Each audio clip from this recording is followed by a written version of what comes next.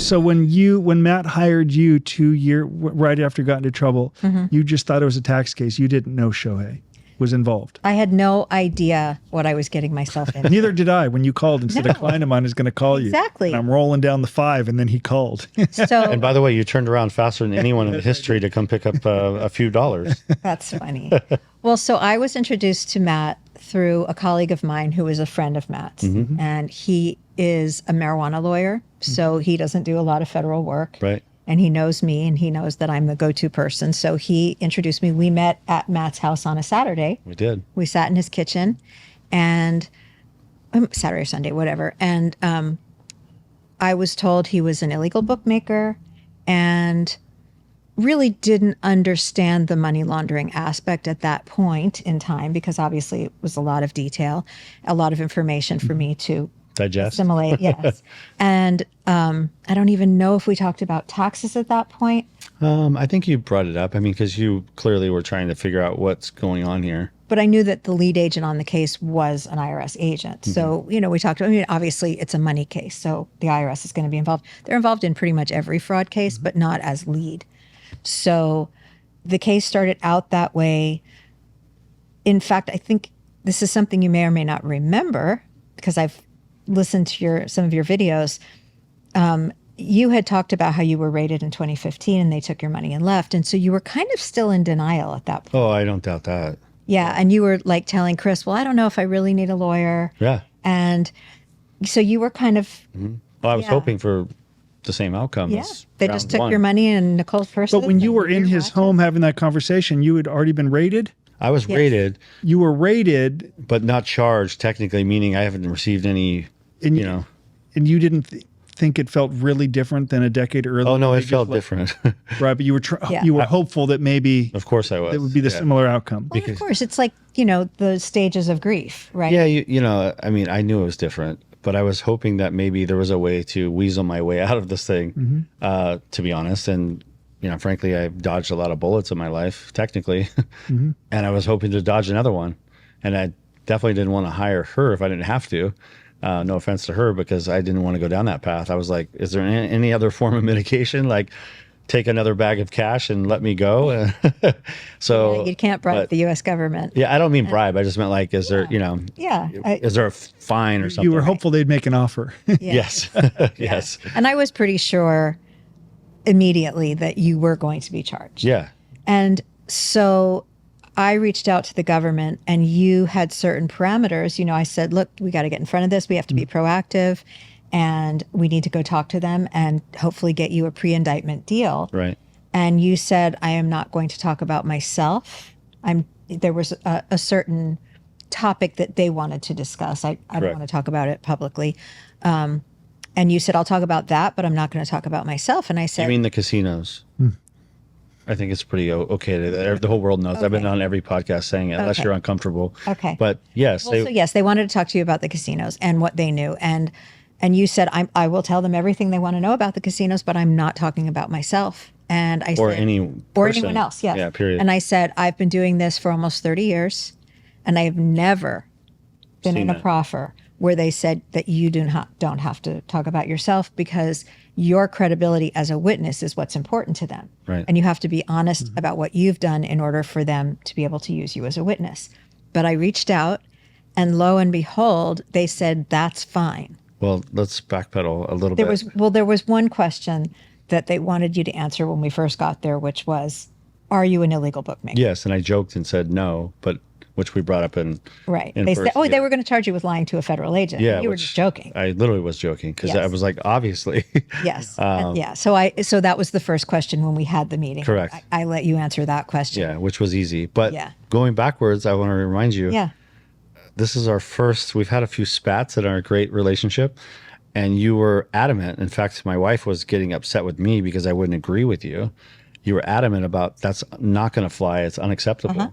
And I said to you, which is great, because I feel like you learned something. And then, of course, you taught me a lot in 2 years. So like the message of what I'm about to say is, I feel like you should never give up or give in. And you fought for me, and it worked. Thank God. In this case, though, I think that your case is extraordinary. I think that I've said this many times, your case is collateral damage from the investigation that they were already doing. There was the Wayne Nix case, and there Right. was the Scott. Yeah, I wasn't the Sabella, target and per se. You were not who they were originally looking at. You Right. were just somebody who kind of came up in the course of other investigations. And so, I mean, it was an extraordinary situation because they had a much bigger fish to fry Right.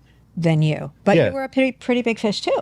Well, I think I was much bigger than they thought, and even you thought, but you are correct. I have a feeling if I was the main target, they would have said, absolutely not. Right. We're not going to have this conversation. He's either talking or not. And I see why you were saying what you were.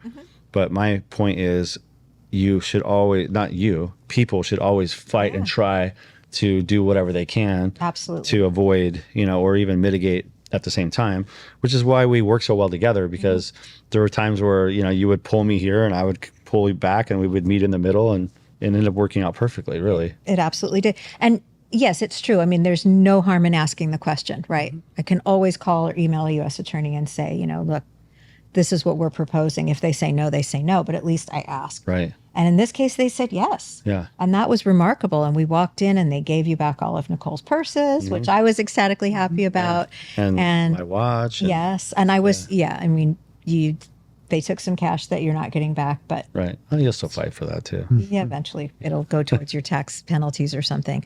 But so we were basically operating under the assumption that you were going to be pleading guilty to illegal bookmaking, money laundering, and filing a false tax return, which is what you did plead guilty to. Right. And that the tax count is the one because sentencing calculations are often based on money. And so that was a number that they could use to craft a sentence for you using the tax number. And so that's where we thought we were going. And then did you get a certified letter from Tisha Thompson? Well, this is where there's a little surprise, little surprise that you're not aware of. That, Okay, here we go. I knew I was going to have to tell you one day, which you're not going to like, but and the other person involved is not going to like this, but I figured it would have already came up. So when Tisha Thompson sent me a FedEx letter, it said basically, I'm flying into Orange County and we have some pertinent information to discuss about you and your operation. And I'd like to sit down and give you an opportunity to verify or whatever. I don't know the exact verbiage. I reached out to a friend of mine and we discussed it without you on the phone.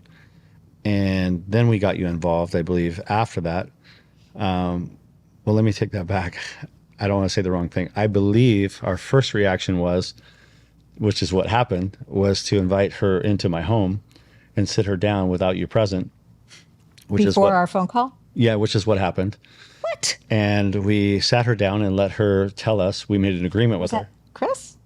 Yes, Mr. Glue was. Okay, well, he was there. That's okay. Yeah, of course. Okay. But the yin and yang of you and Chris is very, very strong, actually. It's a great We are combination. so different, and I Yeah. respect him so much. No, you guys are both amazing, which truthfully, he's been, helpful from day one, and then you've done everything, really. But he sat her down and we made an agreement that she would spill the beans of whatever, and we would either confirm, deny, or be quiet. Right. Which mostly was, That's what we did on the phone, the three of us. yeah, but it was already It kind had of, already been done. yeah. Well, But I feel left out. I'm not angry. I just feel left out.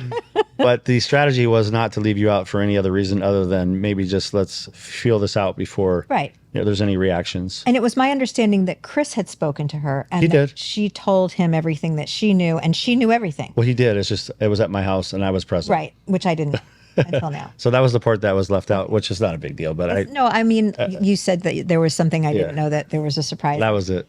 Okay. That's, I mean, look, I'm just like, why did you How leave did me out? Tisha even find out that Ipe was gambling? Well, so I could answer that. Okay. I mean, because I have a big mouth, and I would tell people that Shohei Ohtani was my client to use when I it. first met you, you Yeah. said Shohei Ohtani is my client. And Yeah. I said, who's Shohei Ohtani? I had no idea. Yeah, because at that Are you time, convinced that how it is through you and just talking on the golf course or gambling, it came out? like I wouldn't obviously have a poster, but Yeah. if I felt, of course, I told her because she was my attorney. If I felt there was something, an advantage I could use in building my business or impressing somebody, then yes, I would say it. Because at that time, I believed he was my client, truly. And he was just doing the bets for him, which would make sense because the wires are coming from him, your client. Correct. I think most people would deduce that. Yeah. Let me just ask you. So was the conversation then that we had, Chris, you, me, and Tisha, was that just theater? No, it wasn't theater. It was adding more to what was. Okay. See, when she first came, actually, we already knew some of the things that she had known, but we never really said much. It was just getting information. That's when we brought you in because you were now handling my case, and now we are going to actually confirm some things. Right. I was already your lawyer, wasn't I, when she came? You were, but meaning like when she was just spilling the beans, Yeah. we weren't going to say anything. Yeah, because you hired me in October, and this happened in January. Correct. We got a call from her. What was really interesting about that call, from my perspective, was she said, these are the things I know. And yes, like we said, you'll tell us what you know and we'll confirm or deny. Correct. And she knew people's names. She knew dollar amounts. No, she knew a lot. She knew a lot. And so we were willing to talk to her. And you were on the phone just to kind of jump in if you had to. Right. And, we could say, my understanding is, no, you never met Shohei Ohtani, never talked to him. Correct. So she said, okay, because her understanding was Shohei Ohtani was your client. Right. And he was wiring you money and $500,000 every 2 weeks. Right. And we said, no, absolutely not. Shohei Ohtani was not his client, or we certainly can't confirm that he was his client. Correct. The only person you ever met was Ippei Mitsuhara, the only person you ever had any communication. Well, was the point in doing that so she wouldn't, with hopes that she wouldn't run the story? Well, that's exactly what happened. So she said, okay, I need to go do more journalism. Or so you bought some time? And she said, though, the feds are going to leak the story to the LA Times. Which they did. Which I was like, how does she know this? Of course, they have sources everywhere. So, it's an interesting industry that I don't know anything about, but I've certainly learned a lot about in the course of your case. Yeah, in this case. And so March rolls around, and I got a call from a reporter from the LA Times, and he said, I'm writing a story about your client, Mathew Bowyer, and how Shohei Ohtani is his client. And I said, Shohei Ohtani is not my client's client. Right. And he said, well, why is the FBI so certain that he is? And I said, well, you have to ask the FBI that question. And by the way, you just outed your source. Yeah. And he said, no, I didn't. And I said, yeah, you did. He Right. goes, I just asked you a question. I was like, all right, whatever. And then he said, well, we're going to write the story. And I said, this is the LA Times. You're going to ruin the greatest baseball player that the Dodgers have ever had, Right. and the LA Dodgers, when I'm telling you that I cannot confirm that what you're saying is true. And he was pretty much of an asshole about it. And so I immediately, because Tisha had so much integrity and she didn't write the story, Right. I immediately called Tisha Thompson and I said, hey, you were right. LA Times just called. They're going to run the story. And that's when she went and interviewed Ippei. And you might want to take it from there.